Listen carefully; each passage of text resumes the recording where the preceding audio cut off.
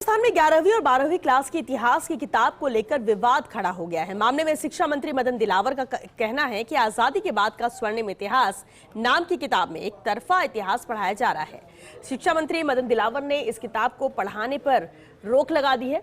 अब ये किताब स्कूलों में नहीं पढ़ाई जाएगी। इस मौके पर कला शिक्षकों के पद, परख सर्वेक्षण, थर्ड ग्रेड टीचर्स के तबादले सहित कई मुद्दों को लेकर शिक्षा मंत्री मदन दिलावर से खास बातचीत की। वरिष्ठ संवाददाता डिम्पल शर्मा ने। पिछले दिनों शिक्षा विभाग की ओर से राजस्थान में कई तरह के नवाचार किए गए और पिछले दिनों की तुलना में कहीं ना कहीं राजस्थान में शिक्षा को लेकर छवि बदली भी है। लेकिन कुछ ऐसे सवाल भी हैं, कुछ ऐसे मुद्दे हैं जिन पर आज हम शिक्षा मंत्री मदन दिलावर से बातचीत करेंगे। सर हमारे साथ मौजूद है। सर, सबसे पहला सवाल तो लगातार आप कहते रहते हैं और जब भी कहते हैं तो वो बात जरूर फैलती ज़रूर है वो बात, और उस पर चर्चा भी ज़रूर होती है। पहला तो पुस्तक विवाद जो ज़्यादा चर्चा में है। 12वीं का जो जिस तरीके से आपने जो बयान दिया, और क्या 12वीं की जो पुस्तकें हैं, क्योंकि क्या इस सत्र में ही वो उन पुस्तकों को बदला जाएगा या फिर उसको लेकर आगे कोई कार्रवाई की जाएगी, जिस तरीके से आपने कहा है कि वो पढ़ाया नहीं जाना चाहिए? कोई भी पुस्तक को लेकर न तो बवाल है न विवाद है। वो पुस्तक जरूर विवादित थी, क्योंकि आज़ादी के बाद स्वर्णिम भारत भाग 1 भाग 2 जो पुस्तक है, उसको पढ़ने से ऐसा लगता है कि जैसे भारत के निर्माण में या भारत के विकास में केवल गांधी परिवार का योगदान है। सरदार वल्लभ भाई पटेल का कोई योगदान ही नहीं है। उसमें डॉक्टर अम्बेडकर जी का कोई योगदान ही नहीं है। लाल बहादुर शास्त्री जी का कोई योगदान ही नहीं है। नरसिंह राव जी का कोई योगदान ही नहीं है। केवल गांधी परिवार का योगदान है। और फिर ये तो मैंने उनकी पार्टी के लोगों की बात की है। क्या अन्य पार्टियों के लोगों का योगदान नहीं है? क्या अटल बिहारी वाजपेयी साहब का योगदान नहीं है? क्या माननीय नरेंद्र जी मोदी का योगदान नहीं है? क्या माननीय भैरव सिंह जी शेखावत जो अभी नहीं रहे, क्या उनका योगदान नहीं है? उनका भी योगदान है। तो विस्तृत रूप से पढ़ाया जाना चाहिए था। उस समय की प्रधानमंत्री इंदिरा गांधी जी का सम्मान करता हूँ, राजीव गांधी जी का सम्मान करता हूँ, मैं राहुल गांधी जी का भी सम्मान करता हूँ, पर इसका अर्थ ये नहीं है कि सबको भुला करके केवल इन्हीं के नाम पर पढ़ाया जाए। एक हाल ही में आपने आदेश दिया है, निर्देश दिया है कि किस जो शिक्षा विभाग के अधिकारी हैं वो ग्रामीण क्षेत्रों में समय बिताएंगे और रात्रि बिताएंगे वहां पर, और जिस तरह की जो कमियां हैं उसको दूर करेंगे। किस तरीके से बदलाव लेकर आएगा?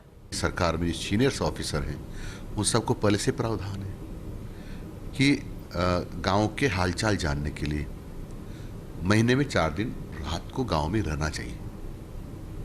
हमने कोई नई बात नहीं की है, ये थोड़ा सा उसको नीचे लाए होंगे हम, ताकि वहाँ की वास्तविक स्थिति सामने आ सके और हम उस प्रकार से आगामी योजनाएं बना सकें। कला शिक्षा को लेकर लगातार सर ये सवाल भी है कि पद सृजित कला, आर्ट एंड क्राफ्ट रूम जरूर है हमारे स्कूलों में और बच्चे आर्ट एंड क्राफ्ट कला उत्सव भी होता है, केंद्र सरकार से इसका बजट भी है, लेकिन जो पद हैं शिक्षकों के जो पद हैं कला शिक्षा को लेकर वो पद सृजित नहीं है। देखो, राजस्थान सरकार ने कौशल विकास अलग से डिपार्टमेंट बनाया हुआ है कि स्कूलों में भी सिखाई जानी चाहिए, लेकिन अब धीरे धीरे हम हमारा इस क्षेत्र में डेवलप करेंगे।